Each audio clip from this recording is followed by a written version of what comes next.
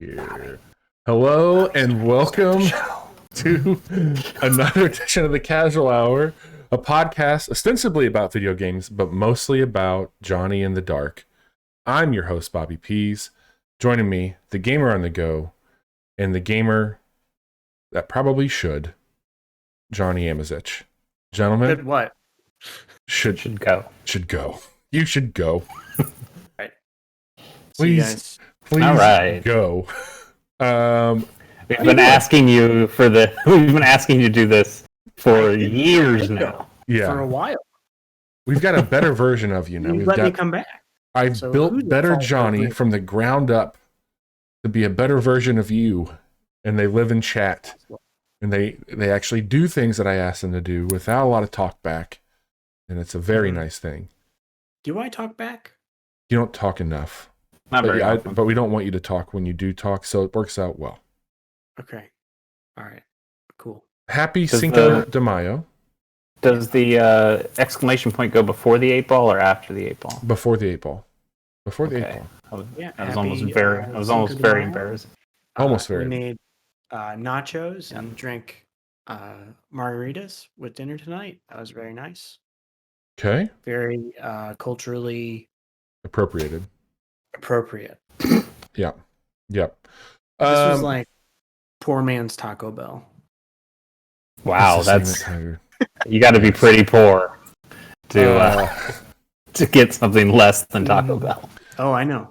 So, want to say hello and welcome to everybody. If you're tuning in, this is episode 219, recording here on the 5th. For those of you who are listening on Friday, hello from the past. Hope the future's nice. Tonight is just a What You've Been Playing episode. We're going to tell you a little bit about the games that we've been up to, and then also breaking down some of the news on the back half with that casual report led by Johnny.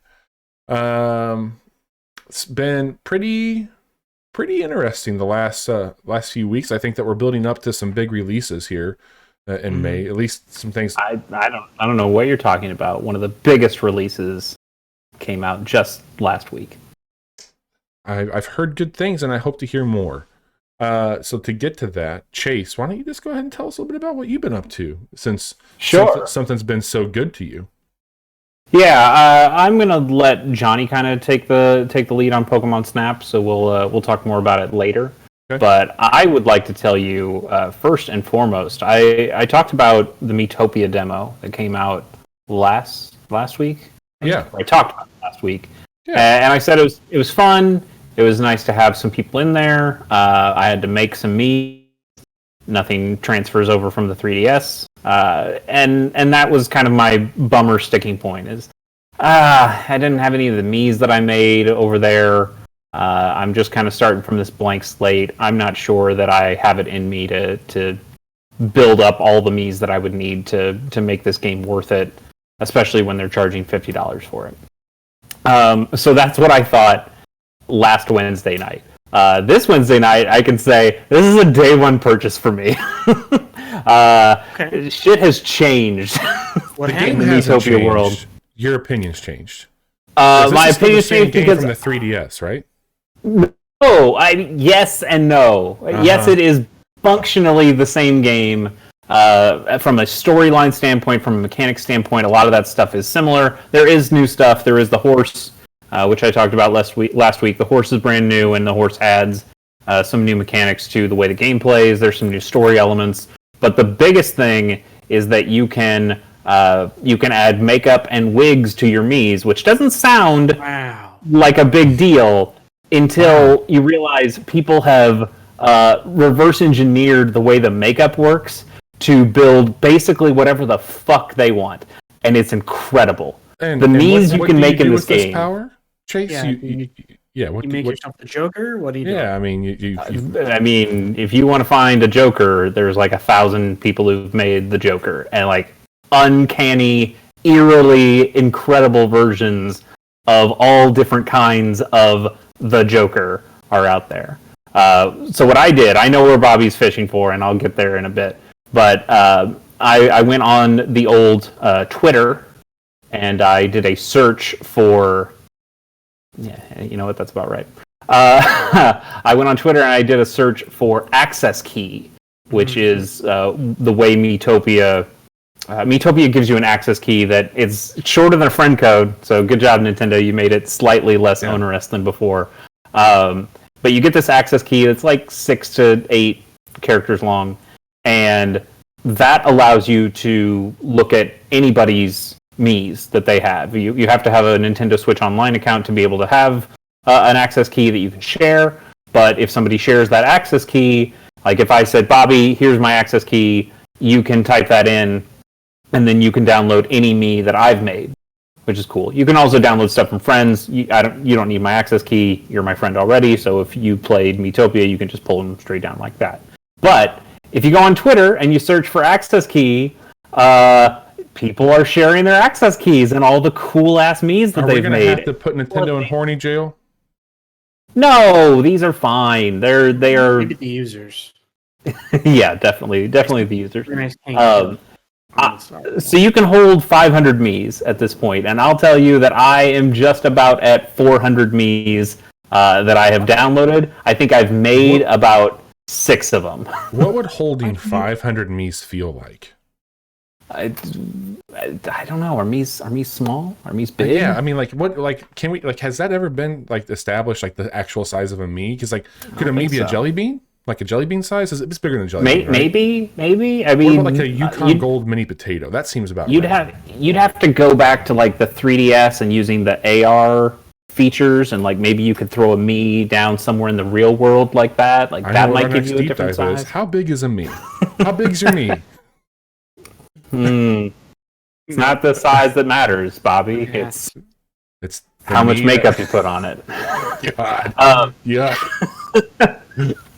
Anyway, it's actually incredible the stuff that people have made for this. I have found anime characters, other video game characters.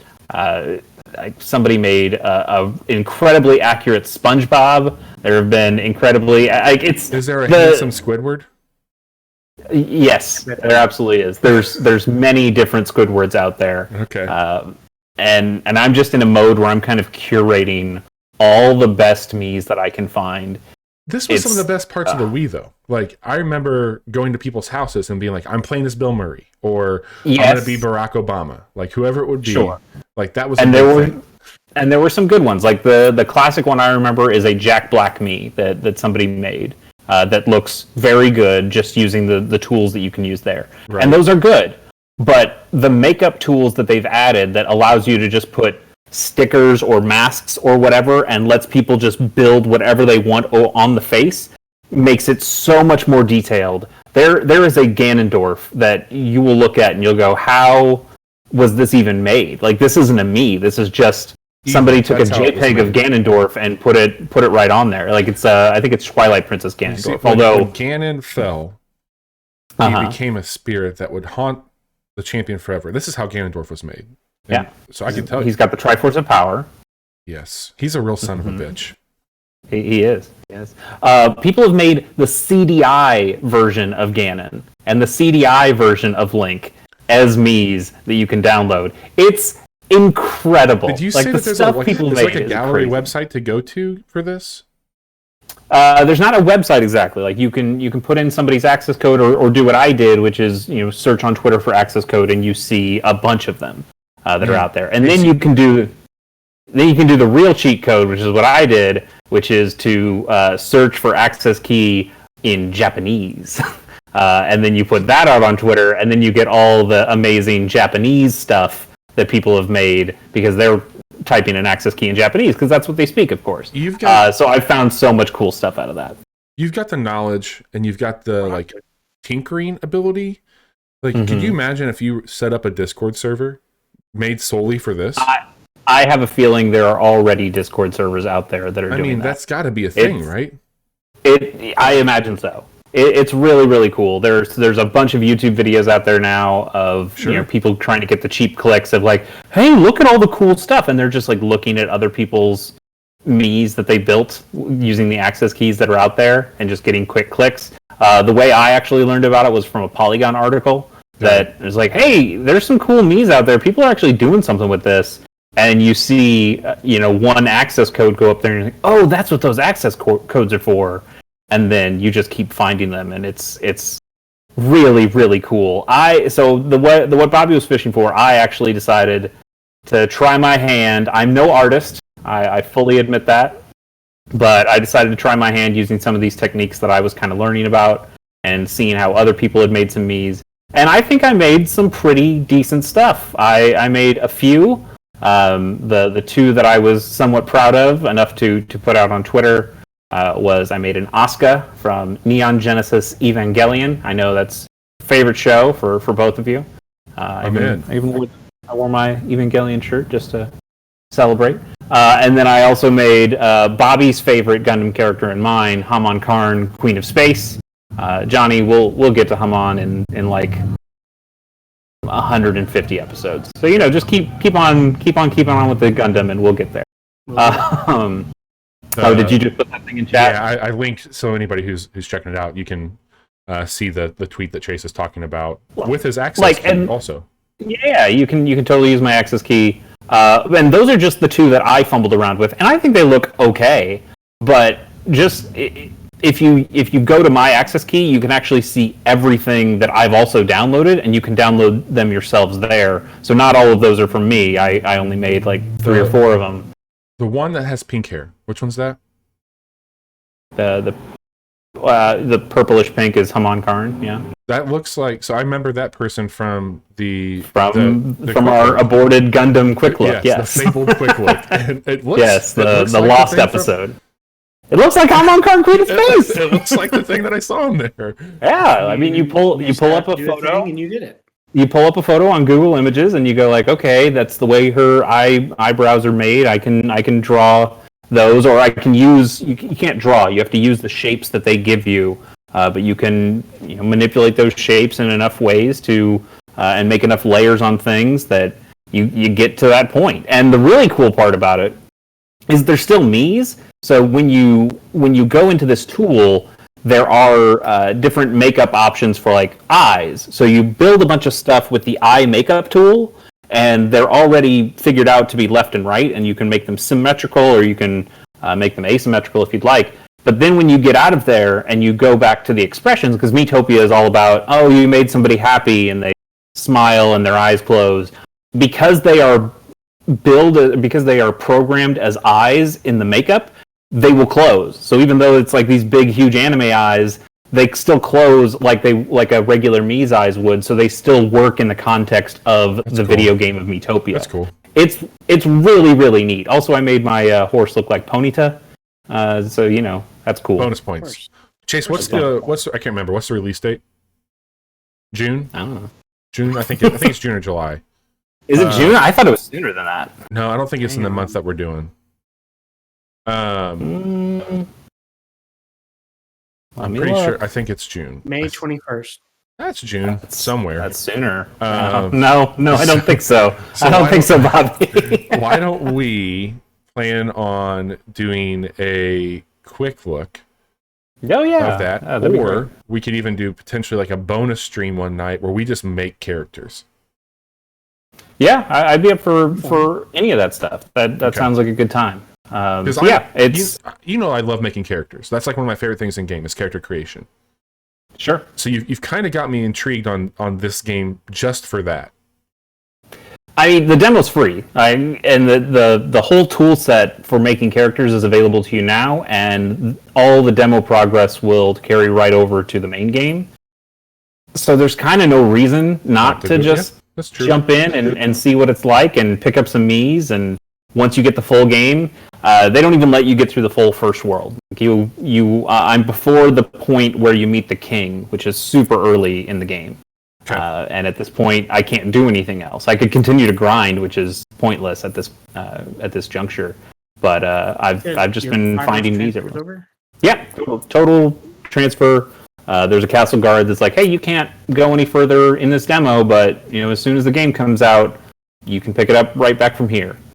So that stuff's really cool. I'm very excited to go back and play through this more. I enjoyed the 3DS game and never quite finished it because I just kind of fell off at one point. But I think they've put in enough tools and enough new mechanics in here where I think I could get all the way through this and have a really, really good time. I'm incredibly excited and incredibly surprised at how impressed I am at what this game is able to accomplish. I'd like to hear more about it. Yeah. Anyway, I also played some Wreckfest, but I think Bobby, you should probably handle more of the Wreckfest. You played a little bit more than I did. Yeah. So why don't we just jump into that? Why don't you talk a little bit more about Wreckfest? I think we've all three played it, so this would be a lot of fun to talk about. Yeah. This game just became available. So let's preface this really quick. Yeah, we just recorded the quick look and had to go through all this bullshit. We might as well go through it all again. Okay. Wreckfest came out a couple years ago on PC. It then came out shortly after on prior generation console. That's the Xbox One, the PS4. They announced some enhancements of this game for the PS5 that would be available on June 1st. But the version that I'm playing right now on my PlayStation 5 is the PS5 version of it. So I was really confused by this because I was trying to pull data for a quick look. They have this. It's not confusing at all. Like anything when it comes to upgrading versions on Sony right now. If you are a PlayStation Plus subscriber, you get that game for free between May 4th and June 1st, the PS5 version. Yeah. Right. The PS4 version is not available on PS Plus. You have to be a PS5 owner to get this, but it's also not a Bugsnax thing where it's actually just a PS4 game, but only PS5 owners can get it. This is actually the PS5 version that won't fully come out until June. Correct. But we can get it now. But also, you can still redeem it even if you don't have a PS5. Correct. Right. It will be part of your library once if you're a PS Plus subscriber. But if you do not subscribe to that service, you do not get a chance to get this game before June 1st. Correct. Right. Yeah. So now that we've cleared that up. Oh yeah, so clear as mud. Wreckfest is fucking fun. This is such a Wreckfest rules. So I know that we might be late to coming around on it, but since it is the PS Plus game of the month, or one of, that game has so much fucking chaos in it. It reminds me of my first time with Burnout, and then even some of the stuff with like early Mario Kart that I really, really liked. This is a full-on racing game, but they have some really absurd racing modes and some really absurd vehicles, special vehicles that you can use in it. It offers a really clever leveling system for your progression in the game that rewards you things that you can customize your cars with. It also has some real dumb aesthetics and choices and naming conventions because they are sidestepping any legality issues that they might have. This is THQ Nordic publishing it, but it was developed by what's the studio, Chase, we talked about in the quick look? I can't remember. It's the same studio that made Flat Out. What'd you say? That's the game I was trying to think of last night. Flat Out? Yes. Bugbear. They just made a better Flat Out. Yeah, that's definitely what this is. So the game started off for me, and I got to show this to Johnny last night and then with you. The very first thing you can do in the career is a lawnmower demolition derby. And it has full ragdoll effects to knock people off of the lawnmower. You can completely destroy lawnmowers. I would say they're exaggerated. Yes.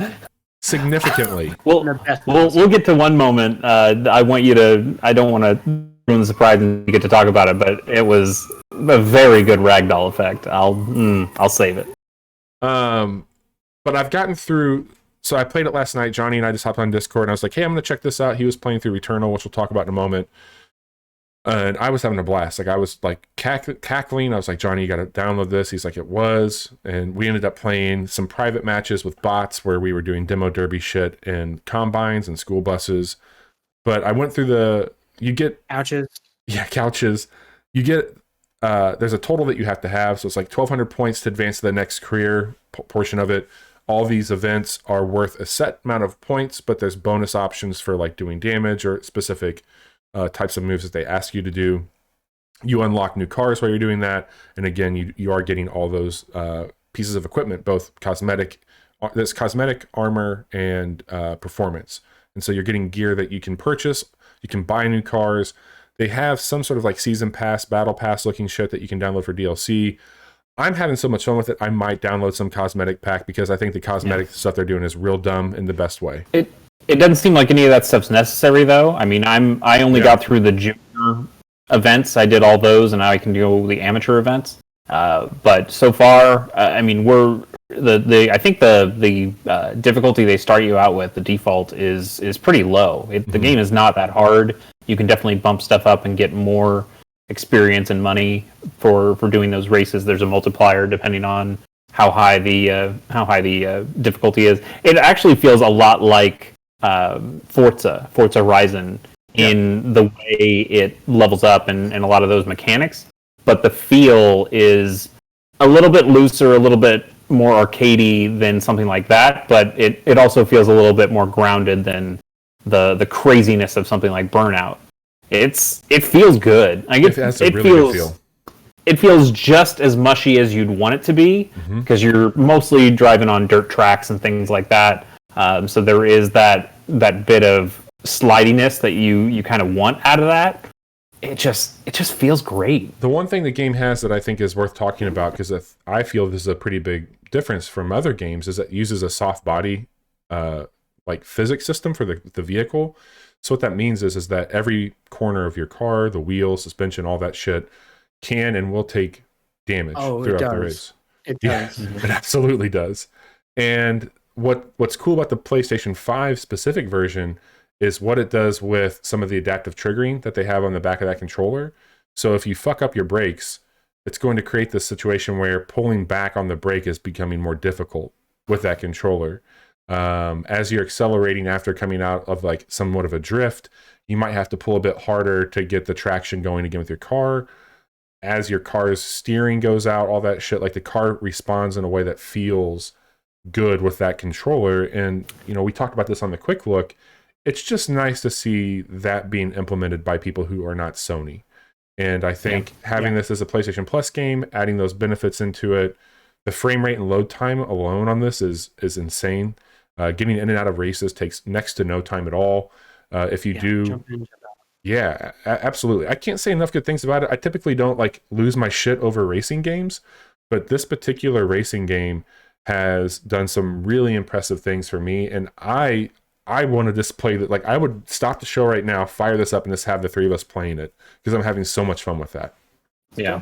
Another thing about the adaptive triggers, just a nice little touch is that whenever the car shifts up, you'll just feel that tiny bit of vibration in the trigger, not a vibration in the controller, just in the trigger. That it's just you felt that upshift. Feels so good. Absolutely. Johnny, what's your take? I mean, you were in a pretty you were stressed out last night. I was really high strung last night because I was. What would make you feel? What would make you feel stressed? I had been struggling to get through the of Returnal, and get fucking good, Johnny. I'm saying, man. The thought. And when I was done playing Returnal, I fired this up, and it melted all my anxieties away because it was, it didn't matter how much my car was getting hurt because I was just having a good time doing it. Man, this has the same energy as early 2000s E-bomb videos, the way it made me laugh and just forget about dumb shit. I was having so much fun with that. Viruses. Yeah. It is just silly and fun. I love the names of everything. Bobby, you mentioned that none of the cars are licensed because this whole game is about wrecking and doing damage, so nobody's going to touch that. There are facsimiles of cars that you can recognize. The first car you get is basically a Mustang, but I just love the names for all the stuff, especially the other racers. Yes. Bobby, I think what we need to do is each have our own racer name pulled from the game. Yeah. Johnny, you remember when we doing our SnowRunner stuff and doing our trucker names and all that? The game itself has a bunch of default names for your opponents, and they're all quite good. So Bobby obviously is Uncle Big Bob. His name? Uncle Big Bob. He drove the big van. That's good. I think I'm calling Brute Force because I just love original Xbox games where you can play as a lizard. Wasn't there Johnny Bumper Hunter? Yeah, Bumper Hunter. Bunny Bumper was another good one. Nasty Nate, I remember, was a pretty good one. Poison Snake. There's some good ones. There's some gems in there. So Johnny, the next time you play, you have to figure out which one you are, so we know what to call each other when we play those games. Absolutely. So I got to mention that Johnny mentioned the couch, but we didn't get into it. So that is like the third style in this game. So there's lawnmower shit, there's car shit, and then there's these fucking couches, which is like, just some great county fair bullshit. Type shit. I said that you would see this at the state fair. Yeah. Yes, you absolutely would. You absolutely would. But I mean, I think couch races are a real thing. You strap it in. It's just a Midwestern racing game. Is all it is. Smash Mouth concert right after that. But the first couch race you do is a figure 8 track, which makes it even better because now you have couches jumping this tiny lip and then crashing into each other. The best one I saw, I cleared it. I did fine, and then whoever was behind me got clipped. And as I'm driving around to make the loop on the figure 8, I see a guy fly above me, not even close to my head. He is like 20 feet higher than me, and he flies all the way over the fence and into the stand. Did you save the clip? I didn't save the clip. Damn it, Chase. I know. It was just like off the corner of my screen. Mm-hmm. What the fuck was that? Holy shit, that was a dude! Oh my god, it was just the fucking best thing I've seen. The same type of energy that the Giants hit you with in the first time you played in Skyrim. Yes. You just go. Yeah, it absolutely had that feeling. It also helped that I just rewatched a clip of that, just like yesterday. So I clearly know how that giant physics works. It wasn't quite to that degree, but it was like, holy shit, the ragdoll in this is amazing because that dude just flew like a lawn dart. Oh, it was so good.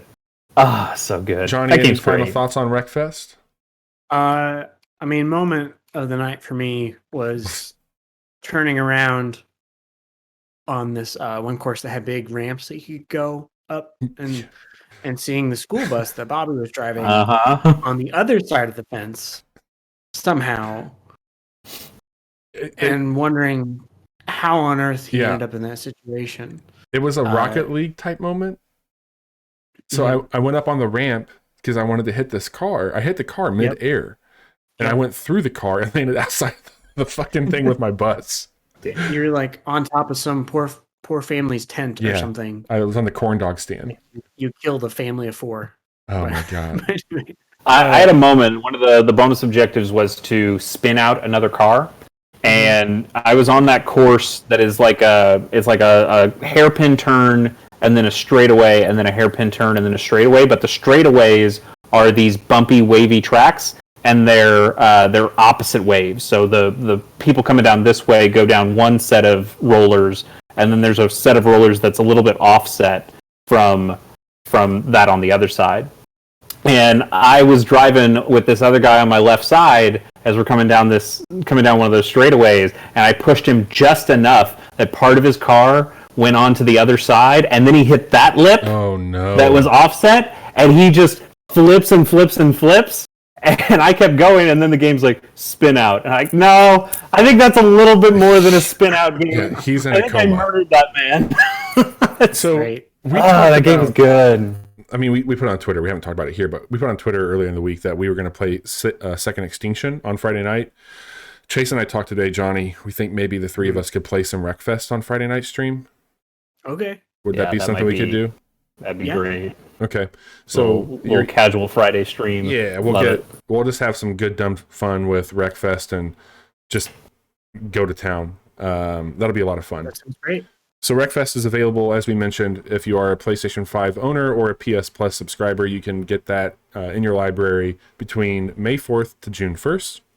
And if you're not, it is currently on sale. Yeah, it's like $20. I think it's on sale for $20. Yeah. Johnny, could you find out while I'm talking here if does that have cross generation play or cross platform play? Like could PS4 players play with PS5 players? Is that something that could happen? I'm a little curious about that. But Wreckfest is out. It's been out for a while. It's on most things, as we've discussed. It's very good. It's very, very good. If you are blowing off steam with Wreckfest, but you want to figure out like, how do I get anxious? How do I work up some anger?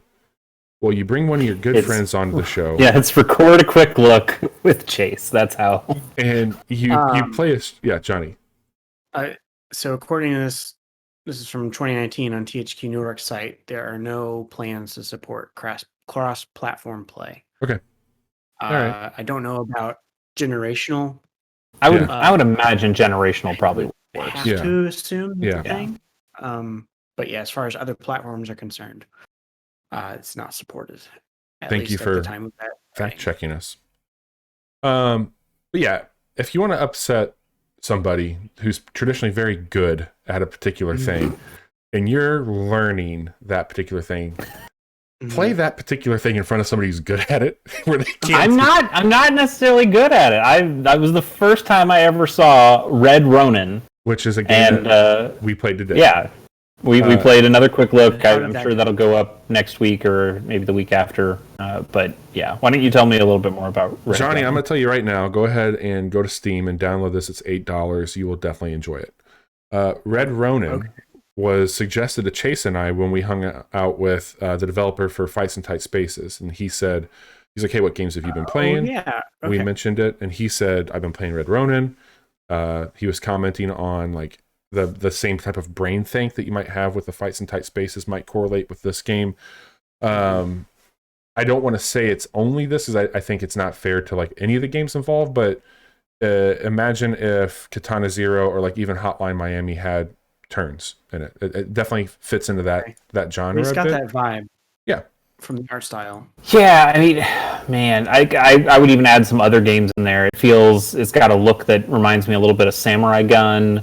It's got some mechanics that feel a little like Choo Choo Rocket in there in the way that you're putting out directions. Sure. It's a lot of things that kind of all come together, and it feels really unique because it has all this kind of different DNA in there. So I think it's only on PC right now. We did establish that it is going to be coming to the Switch at some point in time. Thank God. Thank God. But yeah, I struggled a bit through our quick look today. I was on the second level, which is a memory level.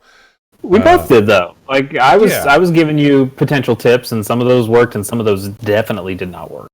And Chase, please help me out here as I'm breaking it down. But essentially, you're I don't want to say it's necessarily grid-based movement, but it is up, down, left, right, top, down looking.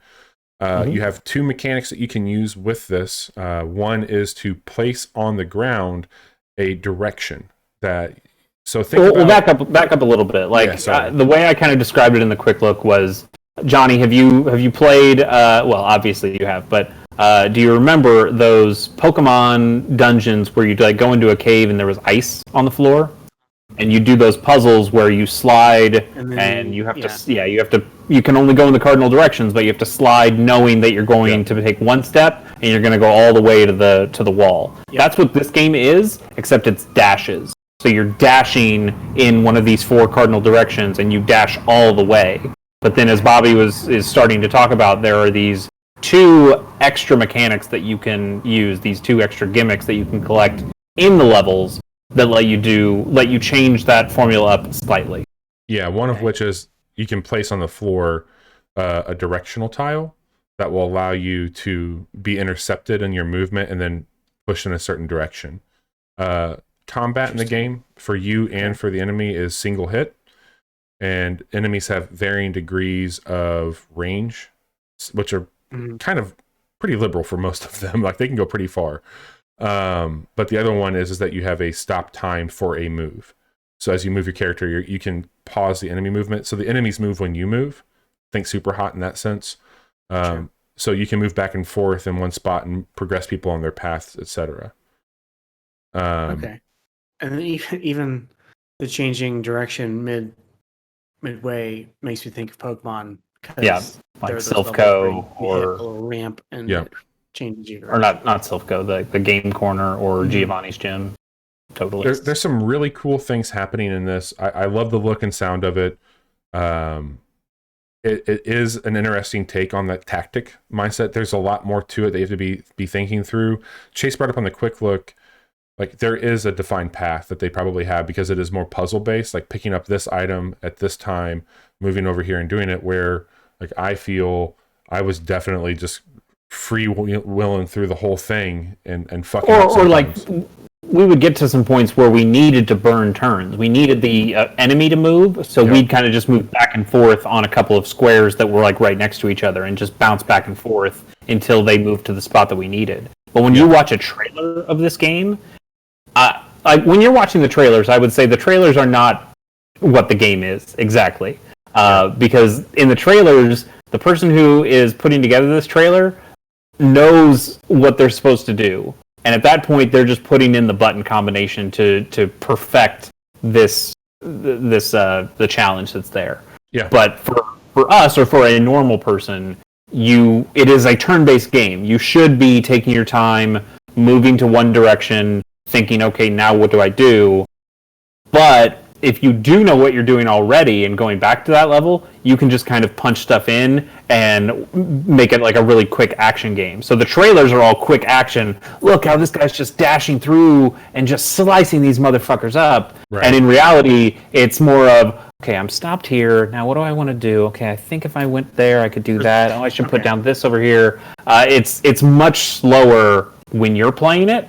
I kind of wish it had that fights in tight spaces, that John Wick Hex, that replay mode to just see it at full speed. Yep.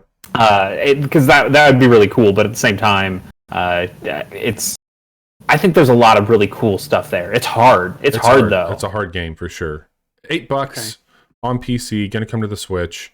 Our quick look will be up next week for that one. We've got a few other ones in the catalog that we're gonna be putting out first. But it was a cool game to play with Chase. I felt like it would be a Chase game, and I think I was right. That I don't know. You got a little heated at sometimes. You got a little defensive. Yeah, it's hard. It's hard. It's embarrassing. It is hard watching people play puzzle games when you feel like you know the right answer and they just don't get it. But there were also times where I didn't get the right answer either, so I'd be pestering Bobby. You got to do it this way, and then that would also fail. See? Yeah, it's grumpier old man. Yeah, you can hear Bobby get real grumpy at me.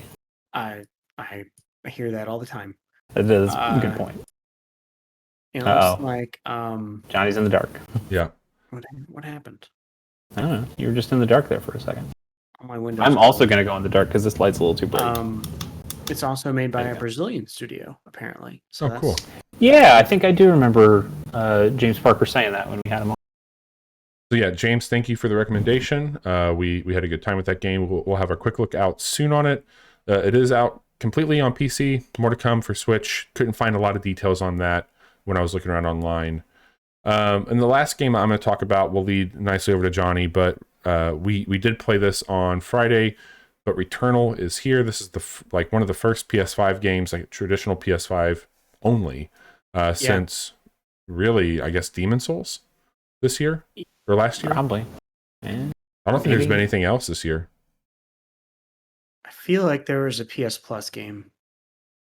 Maybe I'm mistaken. But Returnal, I think that, we talked about on the stream. I don't want to take away your time with it here, Johnny, but I really like that game a whole lot. I played more of it this afternoon, and things are clicking really well for me in that game, surprisingly, where it's based in two genres really. Thanks, Johnny. But it's a situation where there are some aspects of it that are tied very heavily into like bullet hell type shit, which I just don't like. I've not really been into like run-based games, but that sort of changed with Hades, and now I'm playing a little bit more of that, but usually with cards involved. But the look of this game, the setting of this game, it's just like it's absolutely what I want from a video game. I love the weird science fiction shit of it. Bobby's favorite sci-fi trappings 101. 100%. Like, it's all there. It is hard. It's a hard fucking game. It's very rewarding in that sense, but I've only made it to the second biome. I think there's 5, if I'm not mistaken. 6. 5 or 6, and there's been. Can you start from the second biome once you get there? Is it Spelunky rules like that? You can't start directly there, but everything's unlocked. So as long as you know where the room is on your map, you can go right into it and go. So you don't have to fuck around with anything. Is there something else that makes it easier like that? Did I hear that the final boss of the first area isn't there anymore once you complete it once? I don't think that I don't think that they're there. There might be. I think that you can run the first area in its completion once you die. But you can, there is one particular thing that lets you change it. It's like a machine you go into, and that changes the spawn location. So you typically spawn at your ship, but if you die after doing that, which it costs a good chunk of ether, it puts you back in that spot and starting from there. Ether's the in-game currency. So this game does one that stays with you when you die. Yeah, it's one of the things that does stay with you.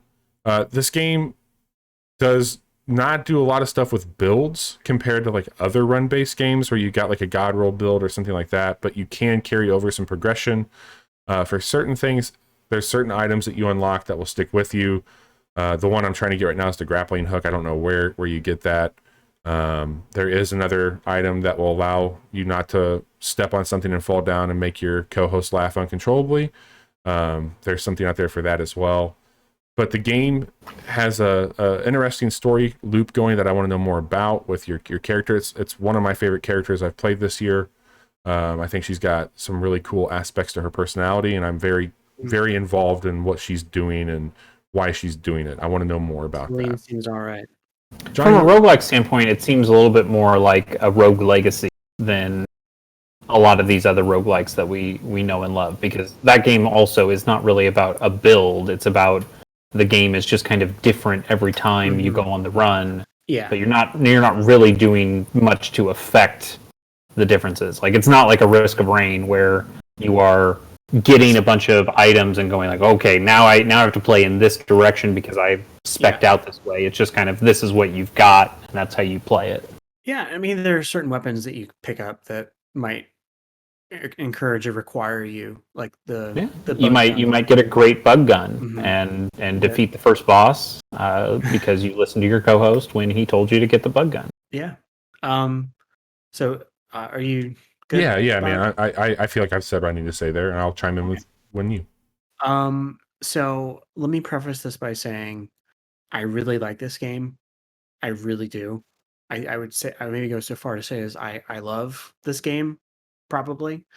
However, I, unlike Bobby, was running into some pretty intense frustrations and challenges making it past that first boss, to the point where I was like, do I want to keep playing this? Is this all that's going to happen? Welcome to Dark Souls, bitch.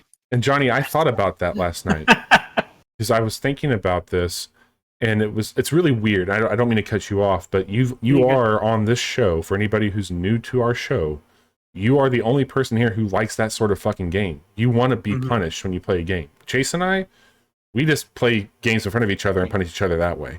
And so we just want to stop. Hello. But it's not talked about punished as it is learning, the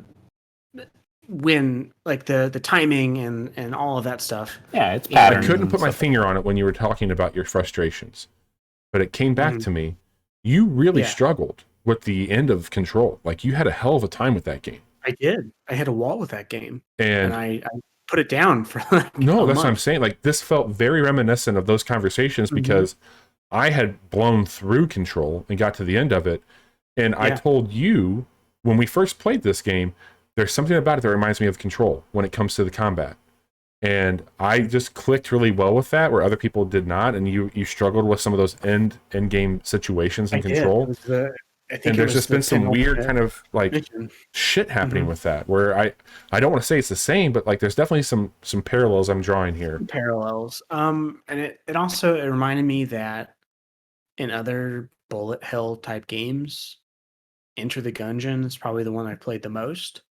And even that game, like, I played a not insignificant amount of that game, and I very rarely made it past the first or second boss. It's that Enter the Gungeon is an extremely hard roguelike. Okay, all right. Well, I feel a little bit better now. Yeah, that's but even the sequel's not much better. I will say despite my difficulties, because I don't know for certain, but I think I've played more of this than you have, Bobby. I don't know if that's correct or not. That's like all you've been playing basically since Friday, right? Yeah. You've played more than I have. Okay. And I was still finding new things and unlocking new artifacts. Like it didn't feel like I was just completely slamming my head against the wall. I still was getting something out of that experience, but I knew I had seen what was waiting for me in that other biome because I was on that stream with you guys, the night it came out. And I was like, I just want to get to this area. Yeah, the like Mars deserty looking area. Yeah. The Crimson Waste, I think is what it's called. And I got to the point where I could breeze through and like go. I'd find a new weapon, and I would have almost full health by the time I got to the boss. It was just that boss fight, the third phase specifically, that kept messing me up. And it was when you were laughing, having a jolly time in Wreckfest, and I don't know if I told you to shut up.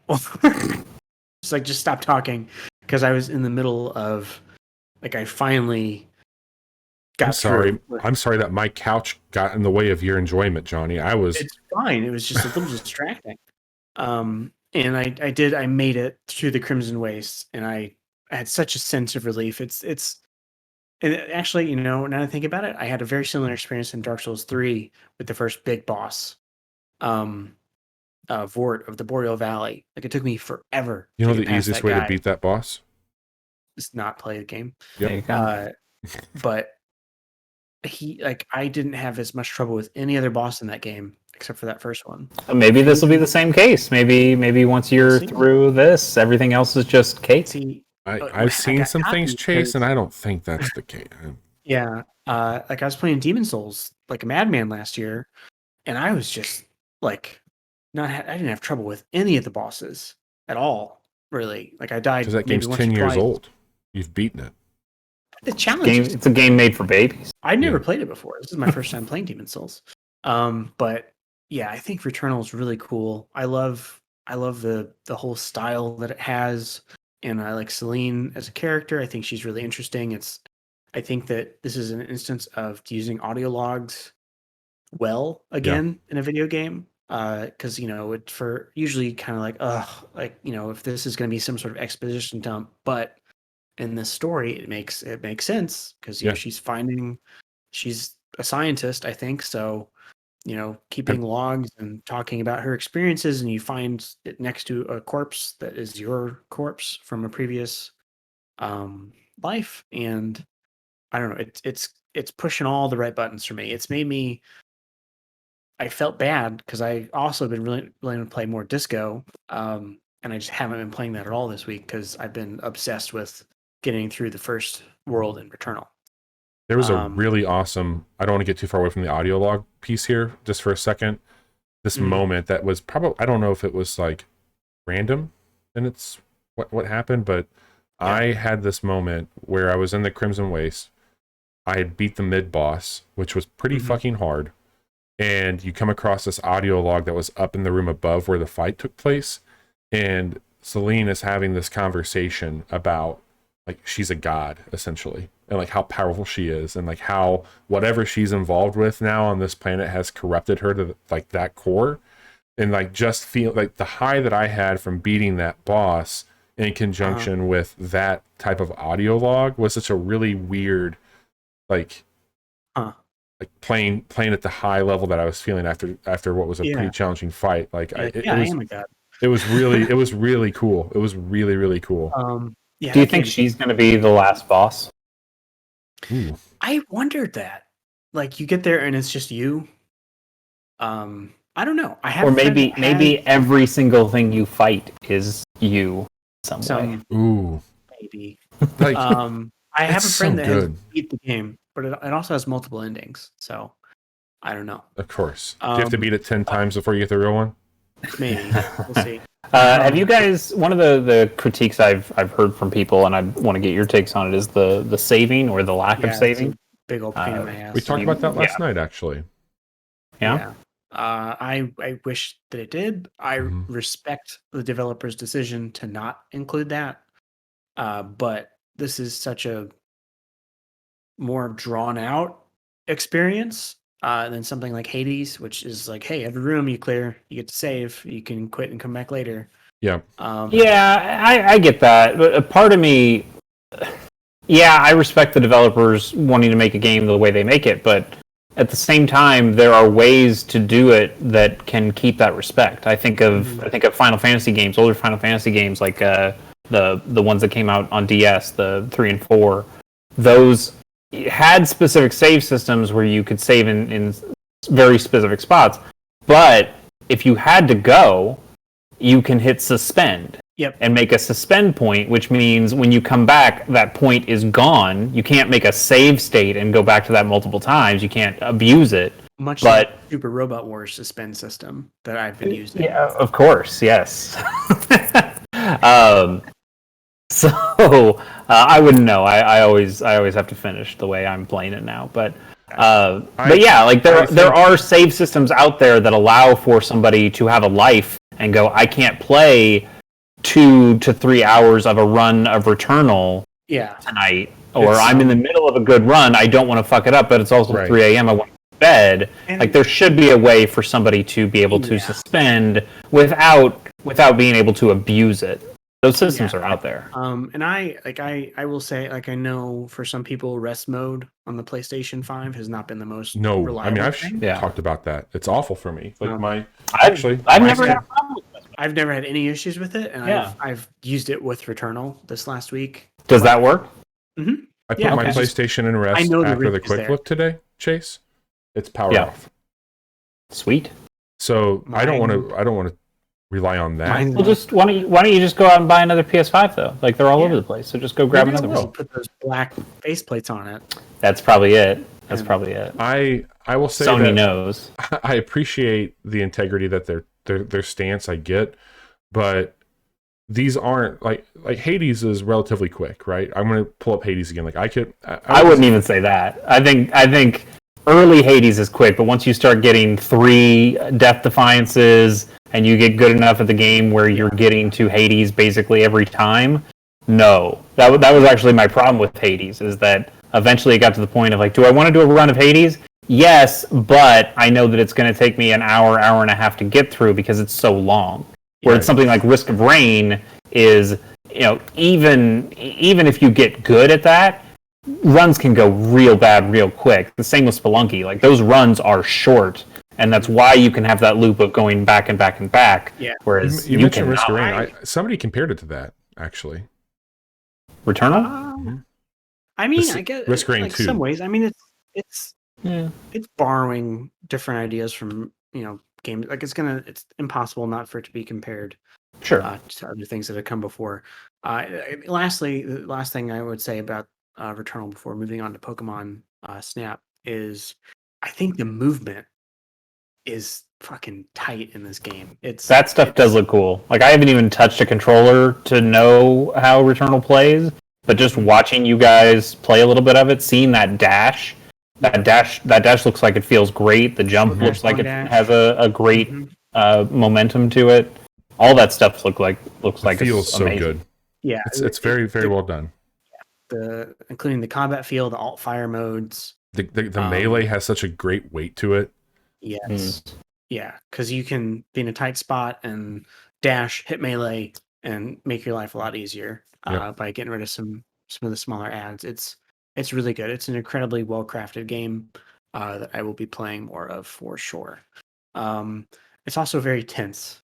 Yes. Like I'm incredibly tense when I'm playing that game and afterwards, and that's why it's been nice having this game to turn to at the end of the night. Once I'm done playing Returnal and I need to calm my nerves before I go to bed. There's some pretty frustrating things about Pokemon Snap. Sure. But at the end of the day, you're taking pictures of Pokemon. You might not get the snap you want. But Johnny, can you tell us what you told us on our chat thread? We have our text thread that we do. They made Pokemon Snap. Yeah. They literally made a new Pokemon They Snap. made the shit out of it. And that's about as much as you need to say. Obviously, we're going to say more, but like that's all you need to say. They made a new Pokemon Snap. If you have been wanting another one of those for the last 20 years, like I have, hey, they made that game. You can go and play it. It's Pokemon Snap, and Chase. It does have some frustrating aspects, like the first one did. Generally, though, fucking great. I think it's a really fucking great game. I'm having such a good time with it. There's just with Pokemon, there's such a whimsy, and like seeing these fully fleshed out environments with Pokemon just doing Pokemon stuff is really awesome. I don't know. I feel like I'm smiling the whole time I'm playing it because I'm just enjoying seeing what's happening, at day, and then seeing how different it is at night. And just like, okay, well, this last time I ran through here, I was looking in this direction pretty much the whole time. What's going on over here this time? And so even though you're playing the same course, several times in a row, like you can have different experiences each time. And it is better than the original. Like the original Pokemon Snap had 4 or 5 different levels that you were going through, and those levels were exactly the same every single time. And this game also kind of has that, in that if you go through your area 1 when you're at level 1 during the day, you'll always see the same Pokemon doing the same things. And you can do things that will affect it, like throw the food like you could in original, and do a couple of other things like that. But as Johnny alluded to, there is a day-night cycle, so you can come back at night and run through that same area, that same path. But now different Pokemon will show up. Pokemon will be in different places. They'll be doing different activities. And it makes it feel a little bit more like a living, breathing world. Yeah. And then once you get good enough, once you've taken enough photos and you get points from the professor, and you level up to level 2 of that place during the day, you go through it again, and more different stuff is there. Some new Pokemon will show up. Pokemon will do different actions there. Like there's a Score Bunny from Sword and Shield, the fire rabbit that does like its fiery kicks. If you go through on one time, he's just kind of running around. He'll wave at you, a couple other things. But then if you level it up, he now jumps on a sign and he does a bunch of fire kicks while he's up there. And then you can go through again once you get a new power thing. They don't have Pester Balls that I've seen, but they do have Lumina Balls that will make Pokemon kind of do different things. Can I ask you a question really quick? Sure. So I've been watching some stuff on TikTok. There's people putting up like, hey, if you want to get this particular Pokemon or how to get this perfect shot. And I remember, I played a decent amount. I remember I rented Pokemon Snap back in the day. Didn't own it, but I rented it a few times. How are you two going about like trial and error on like knowing, like how, I guess my question is without like any outside help, how are you using deduction to know, like, well, if I do this and that, like that will cause this particular thing to maybe react, or I can find this hidden path to go and find this one particular Pokemon? Like, how are you going about doing those things? Those thoughts are already kind of there just from my time playing the original Snap and playing those levels over and over again and trying different things. And okay, hey, I can make this Magikarp evolve into Gyarados, or I can make this Dragonair evolve into Dratini or Dragonite, if I time it right. Sure. And that has to do with the ball that you're throwing, right? Mm-hmm. Sometimes, yeah. Sometimes it could be leading them with food. Like it is a lot of trial and error, but the game has that built in, because even if you got a perfect shot of every Pokemon on your very first run, you are only going to get so many points out of that. So it's only going to level up your research level for that area so much. So you have to go through these places multiple times, and you'll see different stuff as you go through, or you'll just try different stuff. Hey, I got a really good photo of this Bouffalant on this run, but I think I can get a slightly better one because I know that he moves in this way, and there's a pod of other ones behind him, and I can get some other Pokemon in that shot that'll get me more points. Let's try that, because I might as well, because I have to get these points anyway. Yeah. And then you do that enough times where you start learning stuff. Oh, if I hit this Tangrowth with the Lumina Ball at this point, he does like a big jump, and I can try that. Another thing they do in the game that I didn't realize, I don't feel like they front load it, but in the top right corner of the screen, there will be requests that show up. And those kind of help you to figure out. Sure. They give you like a hint at a puzzle. I wonder where what happened if you did this. Yeah, or I saw a Dodrio doing this, and you see like a photo, and like it's just barely in the corner where you see a foot, and it's like they did this amazing jump. I barely caught it. Can you get a better photo than I did? So now I have to figure out, well, how did they get it to jump in the air like that? Do I need to hit it with a ball at this point, or do I need to wait and feed it over on that point? It just kind of, it's stuff you intuit by just playing. It's stuff that you do trial and error. And I think they've built so much richness in here where it's not just going through the same spot and getting the Pikachu on a surfboard photo that you can get every single time you go through the original Pokemon Snap. In this one, there's just so many things. There's the density of Pokemon in here is so much higher that there are always shots that you haven't quite gotten yet. And that stuff is really, really cool. When this first game came out, how many generations have we had? Let's see. Well, there's only the first generation in the original Pokemon. Yeah. So you had 151 potentially, right? Not even that. Like they did not have all those Pokemon in. Yeah. Do you know how many are in this game? No, but it is a lot. Yeah, I mean, it's probably more than what Sword and Shield had in it when it came out.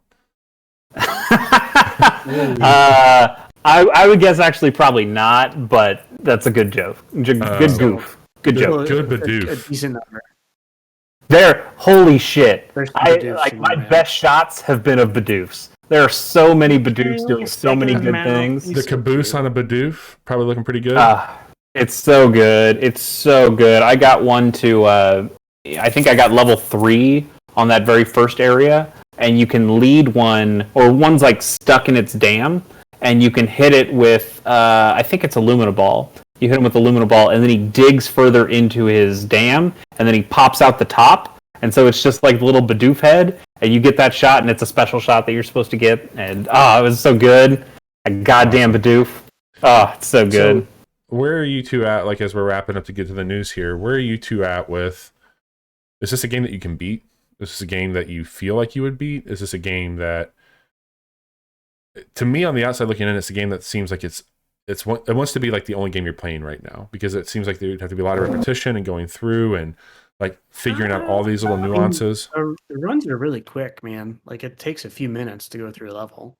Yeah, I could see this like being my new Animal Crossing. If I could actually get myself off the Animal Crossing train, which I'm trying to get off the Animal Crossing train, I could see myself doing a run or two of Pokemon Snap each day and going, I wonder what shots I can catch this time, or let's really try to get that good Magikarp shot this time, and just going through like that.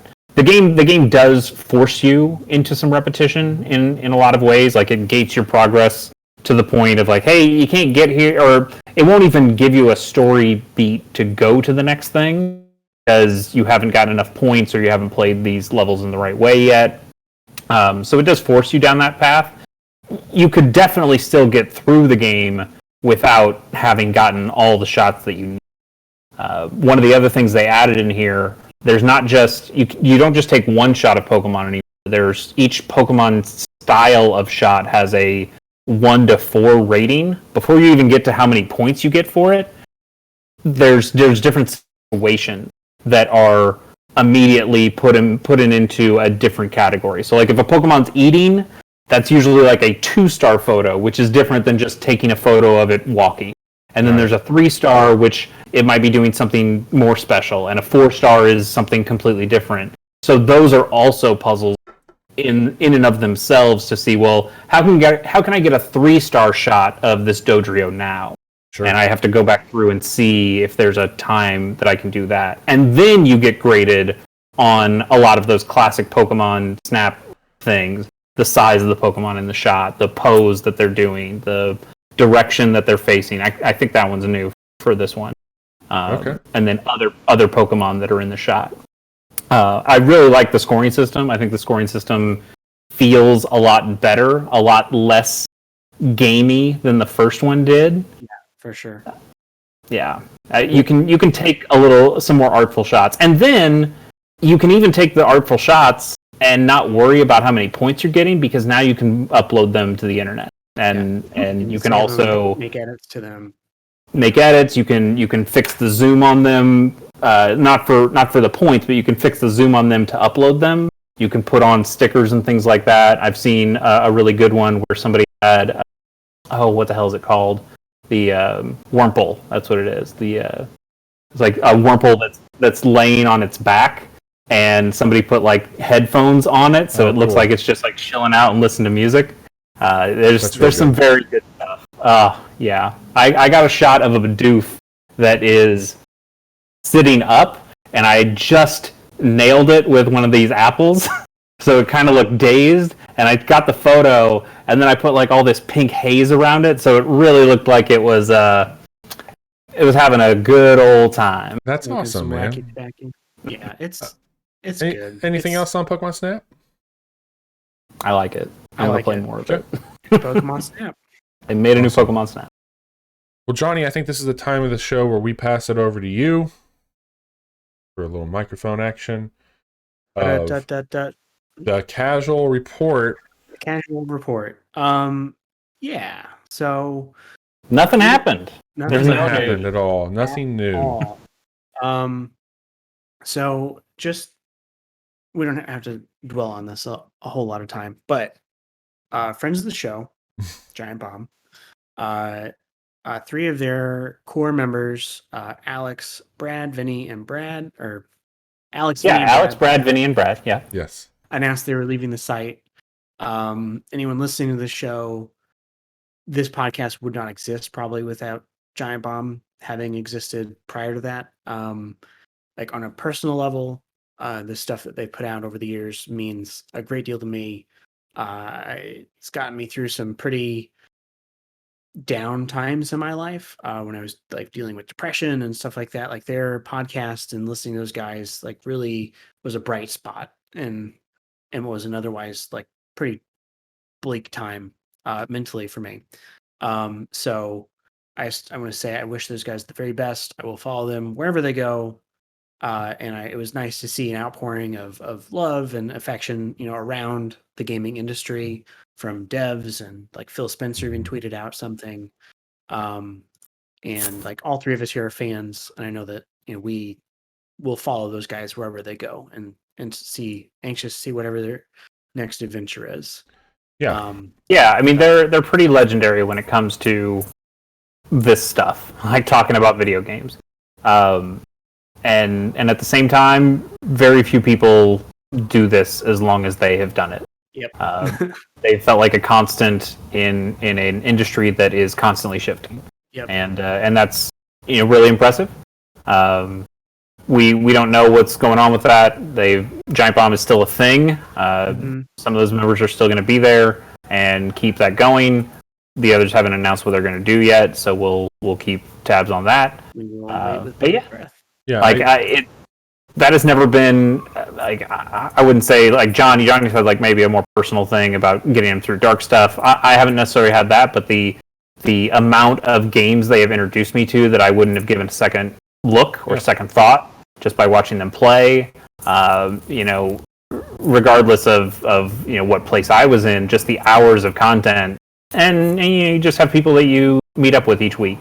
Like, oh, it's really cool to listen to this podcast because it's like you're listening to a bunch of friends and getting to hear and talk about. I wonder what blank is going to say about this on the podcast this week. So yeah, I think that on the show, Vinny had talked about on the final episode, not the final, but the one where they announced they're leaving, that they focused on people. They were people first, essentially with that, and like coming from their time with outlets where they were focusing more on like game clips and shit like that.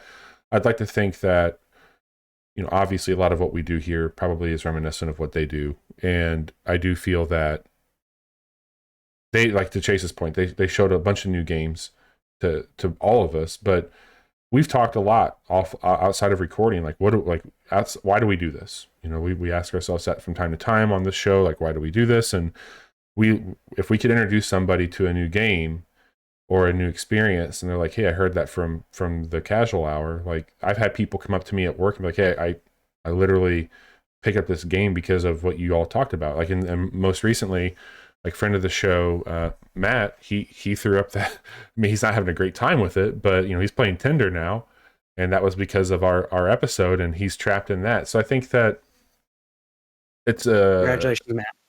We owe a lot to those dudes for what they've done for the industry for decades now, and it's sad to see them disperse, but it's also exciting because they've got their life back to do what they want to do now. So, yeah. Cheers. As Bobby mentioned, like, personality-based game journalism, whatever journalism, game entertainment, whatever, was not a thing really before them. Yeah. You had places like GameSpot or Joystick or IGN, and maybe you'd remember a byline of somebody on a review and go, oh yeah, they also wrote this other thing. But in terms of like putting faces to names and hearing somebody's personality come through and gaining an affinity, it's Giant Bomb and it's 1UP. Like, those are the two. And now 1UP's been gone for a while, and Giant Bomb is going to be much different going forward. But like, think about how video game coverage is done these days, and it's all personality stuff. Like, the people have realized that's what people want. That's what the audience wants. They want to form those connections. Think about YouTube and the rise of influencers. Now we all kind of hate influencers, but those influencers are specifically using the same kind of playbook that these other places are. Would there be a PewDiePie without Giant Bomb?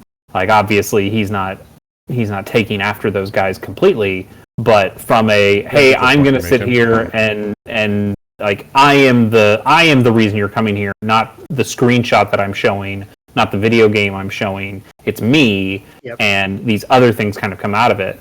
Like, that is totally their playbook. Yeah. So yeah, but let's look those guys. Look forward to seeing what they do next. Yep. Hey guys, remember 2-3 weeks ago, the rumors about Microsoft potentially acquiring Discord? Yeah. A cool. How'd that go? How much did they get them for? $0, because they're oh wow, that's really cheap. That's a great deal. Congratulations, Microsoft. So this isn't an acquisition, but it is a partnership that's happening between PlayStation and Discord. So Discord is going to be integrating with your social experience on PlayStation beginning early next year. So I think that's great. Like, we're using Discord right now for this show. Yeah. We talked a little bit on and offline about Microsoft potentially getting it, and like, why would they do that when they have all these other things? But especially before, I was playing with my cousin before he got a PC again, and like, even times with Chase, where we've been like trying to get him to use like Discord or whatever. It would be nice if that was better baked into all. Like, it should just be something that you could use. Like, it should be something that if I'm on an Xbox, PlayStation, even a Switch, like if I want to use a Discord chat, to have that option. Like, I think it's pretty damn good at what it sets out to do, and it'd be nice to have a unified way to, especially with cross-play shit. Like, it makes sense to have more of a unified place to do that. And partnerships are just so much better than acquisitions. Like, keeping Discord relatively independent, where they can still be their own company, they can still make their own deals. That just having some kind of integration with PlayStation is really cool. I would love to see integration. Totally. I'd love to see further integration with, the Switch and with the Xbox. Like, if they partner with all of these places, great. But the acquisition talk there, especially when you'd seen what Microsoft had done with something like Skype, how they've dealt with Mixer, they've had some issues with their this kind of tech in the past. So that was something I was kind of against. But this feels a whole lot better. Although, we know that anybody who has a partnership with Sony, that doesn't necessarily mean anything, because we'll probably just see it be on Game Pass the next month, like MLB. Yeah. Yeah, so that's cool. That'll come out next year sometime, say early next year. Chase, would you like to tell us about this new Destiny season? Why would I want to tell you about it? Because you're the resident. I mean, I can. I assumed. You think I play Destiny? He's over it. Yeah, no, honestly, I haven't played Destiny in a very long time. Well, I take that back. It feels so good. I mean, I can run through this. No. I'll go through it. I was kind of bullshitting. I haven't played Destiny for real in a while. I've loaded up Destiny to like see what's on the Eververse store that week and grab a couple things that I wanted. But I haven't actually really sat down and played. But Bungie just announced the new season. This is season 14, the season of the Splicer. And trailer looks good. Bungie continues to make good trailers. The story with this one is that the Vex are trying to extinguish all human life by putting all humans into a simulation, it sounds like. And that simulation has stopped time, and the sun is not rising anymore. Which sounds like a bad thing. It sounds like something we deserve, is what it sounds like. Yeah, probably. The Vex, but the Vex know best. That's, you know what, they know a lot. They've been around for a while. So Guardians now are teaming up with a fallen Kell named Mithrax, who we've seen before. Mithrax is... What? Have you not seen that meta on Twitch or on Twitter? I don't think so. Around his waist, he has like the little mini fallen that look like babies that are being incubated. And I have not seen that. People are just like, he's throwing them as grenades. They're fallen grenades. It literally looks like he has like is a bandolier? Is that what that's called? That you wear like across your chest? Yeah. Like it's literally like little small fallen eye, like little sacks of babies that he's got with him. Oh, so it's like Death Stranding times 10. BB. So they're teaming up with Mithrax. Mithrax has some relationship with technology, let's say, grafted on a ton of tech to him. I think it's her. I think Mithrax is a female, and she's able to open the simulation and allow Guardians to fight the Vex. And so there's going to be a kind of fragile alliance going on. All that stuff sounds kind of cool. Yeah. There's going to be a new 6-player match-made activity that feels a lot like, from what they're showing, it feels a lot like the Sundial event from the Season of the Dawn, which I found that to be very fun. That was a very fun event. Sundial's cool. The weapons that they've shown have a kind of Sundial-ish feel to it, a Season of the Dawn feel as well. They have a nice kind of silvery tech look. I like the way they look. They've got some cool Tronniness to it. There's a bunch of like simulation Tronny looking stuff that looks all nice. And then they didn't talk about crossplay yet, did they? No, I think that's going to be next season. Okay. Or we'll get that. This season is all about the transmog for armor. Yeah. So that's kind of hell with some Eververse free to play kind of shit in there.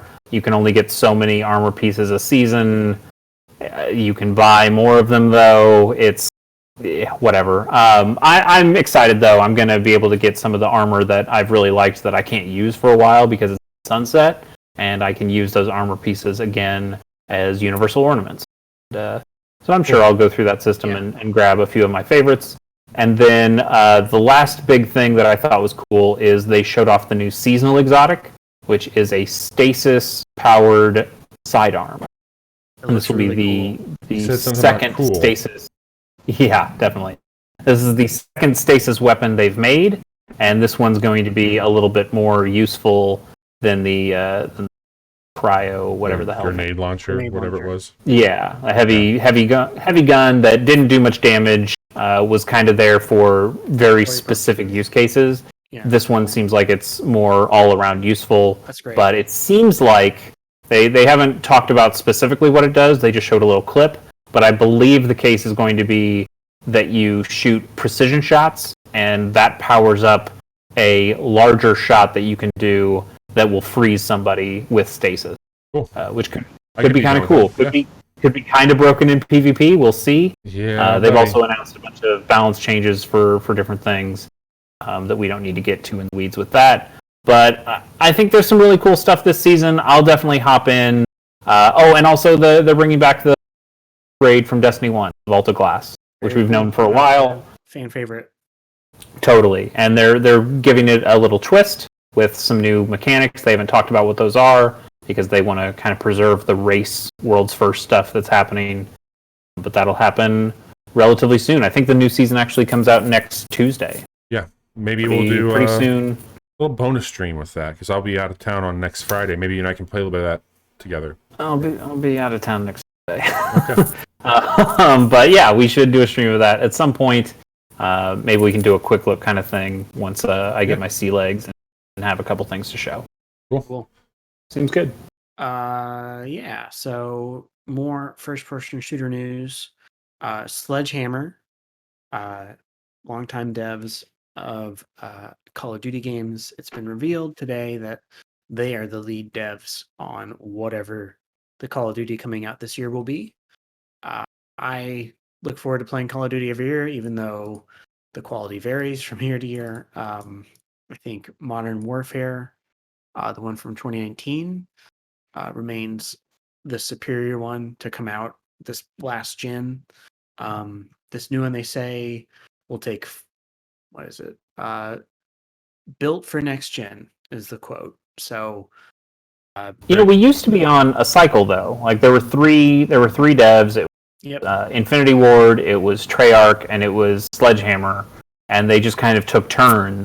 Yep. And that was good and bad in different ways. It made it so you could get a more fully featured Call of Duty every year. Yeah, and it gave the devs more time to like breathe, try new things potentially. But those new things would be different for each game. Of okay, which one's the dolphin dive versus which slide? How do little mechanics work between each of them? Only Treyarch makes the zombie mode one, so we're not getting these things. Yeah, and now that Warzone kind of happened, that out. Yeah, and now Warzone totally throws a wrench into everything because Warzone is a universal thing that gets updated each time. And I think they weren't expecting Warzone to be as successful as it is. Right. Which it's a ton of fun. I love Warzone. Sure. But it's just interesting to see like what Activision has been doing, especially with a lot of their other like developers that they have. Like it seems like pretty much everyone that is an Activision studio is somehow supporting Call of Duty these days. Like Games for Bob, the team that made Crash 4. And the laid off, and the people Skylanders. Yeah, are Toys. Yeah, Skylanders. Like they're a Call of Duty support studio now. Nice. And who the people that made Tony Hawk Pro Skater 1+2. Vicarious Visions. Vicarious is also now a Call of Duty studio. It's kind of a bummer that this is happening, but it's to be expected from Activision. They also said like this will integrate with Warzone. So congratulations, your Call of Duty install is now going to be like 400 gigs, your entire PlayStation hard drive. And a little tidbit here at the end of this article, they announced they plan to hire some 2,000 devs over the next 2 years.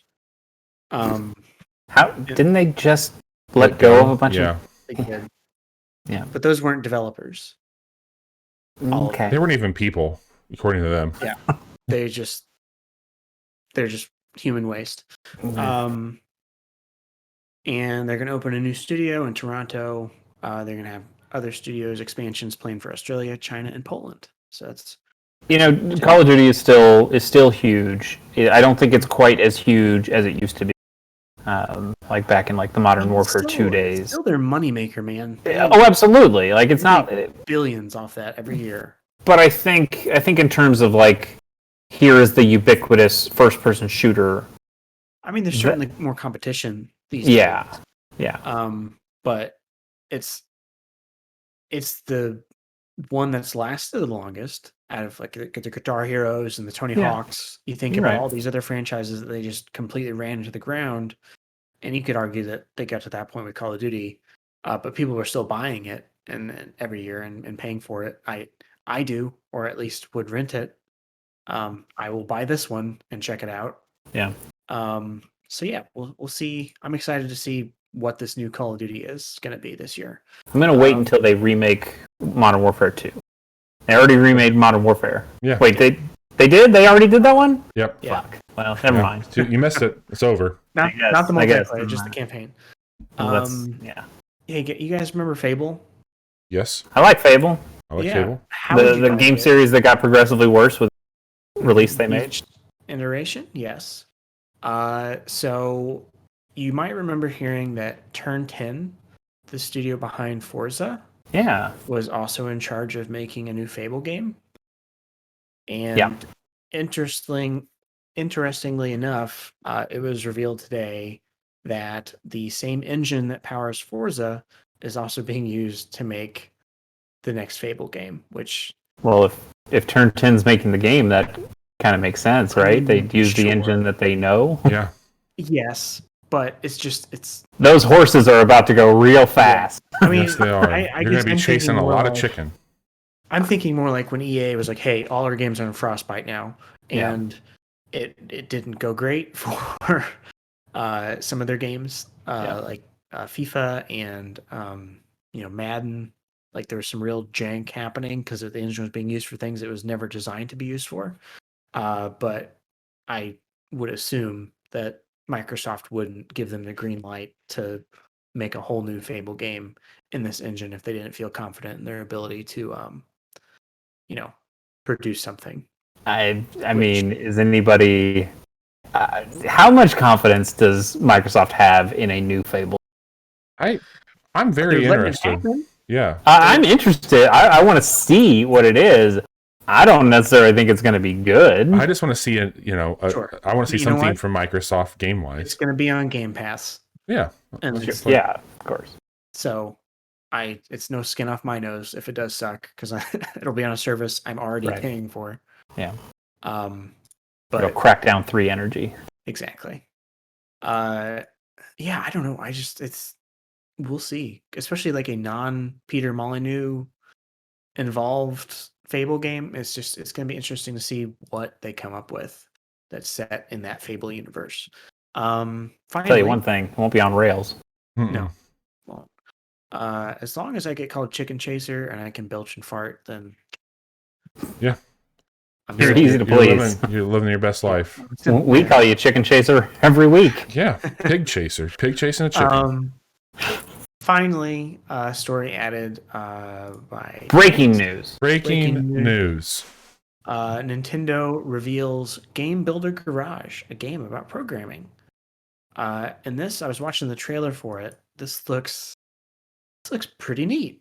Yeah, I mean, Nintendo's made forays into this before. I think of something like WarioWare DIY, which was pretty fun, but this is a little deeper than that. And then like Labo had some...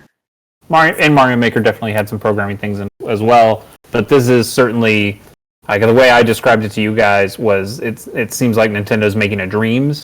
Yeah, I think that's fair. And it's probably a little shallower than something like that, but the trailer looks cool. Like the way they are visualizing programming, and they're making like the buttons and control sticks are anthropomorphized. And you're able to connect those things up with wires. It looks kind of cool. I don't know if it's something I'm going to get into, but yeah, I mean, and also I don't know if you guys ever messed around with Game Maker on the computer at all. I have not. I toyed with that a little bit several years ago, and it kind of reminds me of something like that as well. There used to be, was it Click and Play? What Derek Yu used before he switched to Game Maker to make Spelunky. So, I mean, things like this have been around for decades now. But it's cool to see Nintendo throw their hat in the ring and put, that Nintendo magic. And the way they're putting some force behind it too. Like in that trailer, it literally says like learn game development from the minds of Nintendo. Yeah. You're like, wow, that's That's lofty. A big claim. Big like claim. if you're telling me that I can become the next Shigeru Miyamoto, Hey, like, okay. So Jason, I'm do you ever really go exploring in the caves? all the time. Man. Yes, Always in those caves. absolutely. Yeah, I think very it's interested. neat. I want to see what they do with that. It'd be really cool if it was like a Dreams where you start seeing a bunch of stuff. Nintendo don't screw it up by making people put in giant complicated codes to They will. download games. They absolutely will. Johnny, appreciate you taking us through another casual report here this evening. Nicely done. And praise. Nice. doesn't happen very often. Bobby, are you sick? I've had a few drinks. No, I'm kidding. Nice job, Johnny. And thanks again for the sentiments shared around our friends over at Giant Bomb. For us here at the Casual Hour, we're going to be wrapping up the stream for this evening.